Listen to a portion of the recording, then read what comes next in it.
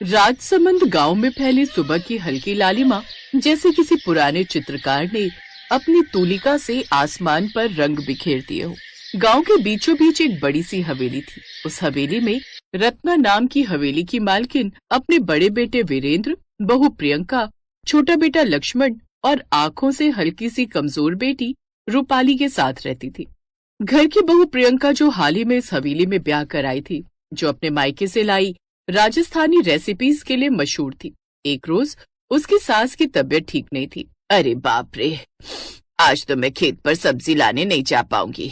सुबह से शरीर गर्म लग रहा है, इसलिए बहू तू ही खेत में जाकर सब्जियां तोड़ कर ले आ। अच्छा ठीक है माँ जी, मैं होकर आती हूँ। आप पहले ये नाश्ता कर लीजिए, इसके बाद दवाई खा लेना, आपको आराम मिलेगा। हे राम, आज दाल बाटी चूरमा बना डाला। अरे बहू, कब तक तू हमें ये नई नई डिश बनाकर खिलाती रहेगी? माँ जी, जो स्वाद हमारे राजस्थानी खाने में होता है ना, वो किसी और चीज में नहीं होता। आप देखना, इसे खाकर आप कैसे जल्दी से ठीक हो जाएंगी। पता नहीं कब मानेगी ये लड़की। लगता है एक दिन ये हमारा पेट खराब करके ही मानेगी, ये राजस्थानी खाना खिला खिला कर। अपनी सास को खाना देकर प्रियंका खेत की ओर चल दी। कुछ देर बाद खेत पहुँचने के बाद, अरे वाह, खेत में तो कितनी सुंदर बड़ी बड़ी लाल और हरी मिर्च लगी हुई है। इस मिर्च का मैं अपने मायके में कितना अच्छा अचार बनाती थी। लगता है अब अपनी मिर्च के अचार का जादू भी अपने मायके वालों को दिखाना पड़ेगा। प्रियंका ने उसमें से हरी और लाल मिर्च तोड़ी और उन्हें तोड़कर घर ले आई, साथ ही कुछ सब्जियां भी। शाम को उसकी सास का बुखार भी उतर गया।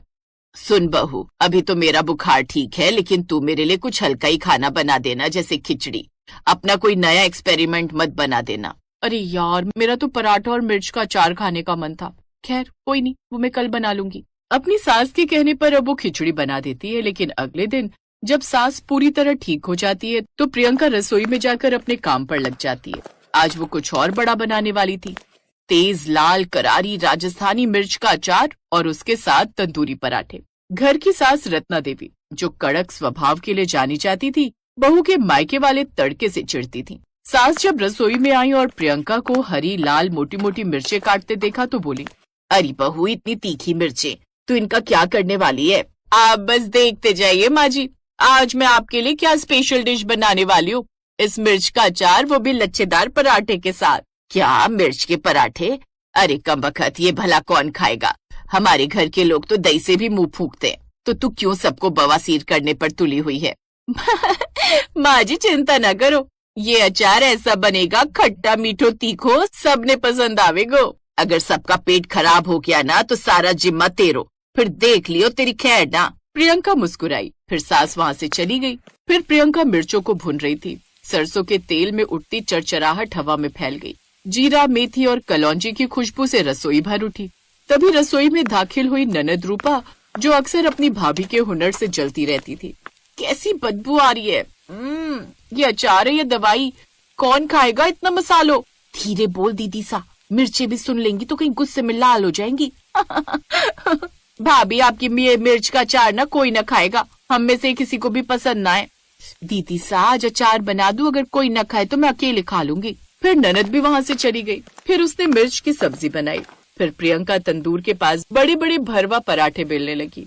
उनमें हल्की सी मिर्च, दाल और मसालों की खुशबू फैली। देवर लक्ष्मण, जो खाने का बड़ा शौकीन था, छिपते छिपाते तंदूर के पास आ गया। भाभी, आज तो बड़ी ही अच्छी खुशबू आ रही है, कुछ स्पेशल बन रहा है क्या? नहीं ना काना, बिना, अब जाइए, मैं कुछ ही देर में लेकर आती हूँ। भाभी, खुशबू बहुत अच्छी आ रही है, मुझसे अब इंतजार नहीं होगा, बस एक छोटा पराठा दे दो। कुछ देर बाद प्रियंका ने मिर्च के अचार के साथ सबको लच्छेदार पराठे बनाकर परोसे, जिसे खाते ही सब अब खुश हो गए, क्योंकि सबको वो खाना बड़ा पसंद आया। वाह भाभी, मजा आ गया, कितना टेस्टी बना है ये। मैं तो 3-4 पराठे और खाऊंगा। हाँ भाभी, खाना तो चोखा बना है।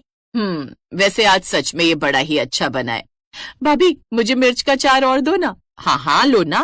प्रियंका ने जैसे उसे और पराठा और अचार खाने को दिया, वैसे ही वो मिर्च उसके गले में लगी और उसे तेज खांसी होने लगी, जिससे उसकी आंखों से पानी भी बहने लगा। अरे बेटी, तू ठीक तो है ना? ले पानी पी। पानी पीने के बाद रूपाली की खांसी रुकी। फिर रत्ना अपनी बहू पर चिल्लाकर बोली, बस, आज से इस घर में ना कोई मिर्च का अचार बनेगा ना पराठे। आज मेरी जान पर बनाई। आज के बाद तू अपने मायके की रेसिपी ना अपने मायके में रखा कर। ये सुनकर प्रियंका स्तब्ध रह गई। उसकी आंखों में आंसू भर आए पर उसने कुछ नहीं कहा। वो चुपचाप जल्दी से वहां से चली गई। उसने किसी से कुछ नहीं कहा। उस रात प्रियंका रसोई में अकेले बैठी थी। उसके हाथ में मायके की पुरानी रेसिपी बुक थी जिसे उसकी माँ ने दिया था। उसकी माँ कहा करती थी, बेटी जब लोग गुस्सा करे तब स्वाद नहीं मन पर भरोसा रखना। ये सब सुनकर प्रियंका की आंखें भर आईं। तभी उसके पति वीरेंद्र आए। क्या हुआ, तुम उदास क्यों बैठी हो? मैंने कुछ गलत नहीं किया जी, मैं तो बस इस घर में स्वाद लाना चाहती थी, पर मुझे लगता है मैं इस घर के स्वाद में फिट ना बैठ रही। अरे पगली, तूने सिर्फ खाना नहीं बनाया, घर में नई खुशबू लाई है। मिर्चें गर्म होती हैं, लोग जल्दी भड़क जाते हैं, पर तू ठंडी दही जैसी है, सब ठीक हो जाएगा। तुम जानती हो, माँ छोटी को बड़ा प्यार करती है, क्योंकि बचपन से छोटी की आंखों में धुंधलापन है और उसे जरा सा भी कुछ दिक्कत हो तो माँ बड़ा परेशान हो जाती है। ये सुनकर प्रियंका चुप हो गई। कुछ दिन बाद गांव में रंग रसोई प्रतियोगिता आयोजित हुई, जिसमें सबसे लोकप्रिय व्यंजन बनाने पर इनाम दिया जाना था। वीरेंद्र ने भी फॉर्म भर दिया और प्रियंका का नाम लिख दिया। अरे मेरा नाम क्यों लिखा? क्योंकि तू ही इस गांव की असली रसोई की धड़कन है। मैं जानता हूँ तुम ही जीतोगी। कुछ दिन बाद प्रतियोगिता शुरू हुई। कई औरतें गट्टे की सब्जी, कढ़ी, बाजरे की रोटी बना रही थी। प्रियंका ने सोचा, अगर घर वाले ना चाहे तो मेले में भी काहे बनाऊं?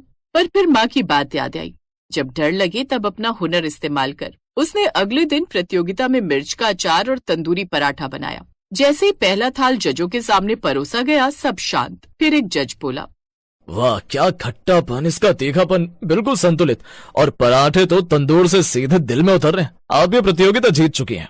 पूरे पंडाल में तालियों की गड़गड़ाहट गूंज उठी। प्रियंका आंसू न रोक पाई। तभी मंच से आवाज आई, पहला इनाम राजस्थानी पराठे वाली बहू प्रियंका को।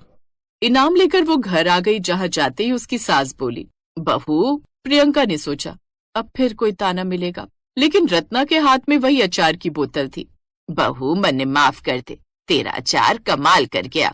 शायद मैंने स्वाद नहीं अपनी जिद को ज्यादा सुना था, लेकिन आज तेरे कारण मेरी बेटी ठीक हो गई है। क्या मतलब माँ जी? मतलब रूपाली की आंखें जो बचपन से कमजोर थी, अब वो पूरी तरह ठीक हो रही हैं। डॉक्टर ने कहा है इसे अगर मिर्च का अचार और बनाकर खिलाया जाए तो जल्दी इसकी कमजोर आंखें पूरी तरह ठीक हो जाएंगी। बहू आज से तू जो बनाएगी घर में वही खुशबू चलेगी। भाभी आप मुझे भी सिखा देना वो लाल लाल मिर्च वाला मसाला। और उसी क्षण प्रियंका को लगा कि उसने सिर्फ इनाम नहीं जीता, बल्कि उसने घर वालों के दिल जीत लिए हैं। राजस्थानी मिर्च का अचार हवेली की पहचान बन गया। अब तो हर दूसरे दिन प्रियंका के कहने पर उसे वो मिर्च का अचार और लच्छेदार पराठे बनाने लगे। अब गांव वाले कहने लगे कि हवेली में पहले तकरार की खुशबू थी और अब बस पराठे और अचार की खुशबू थी।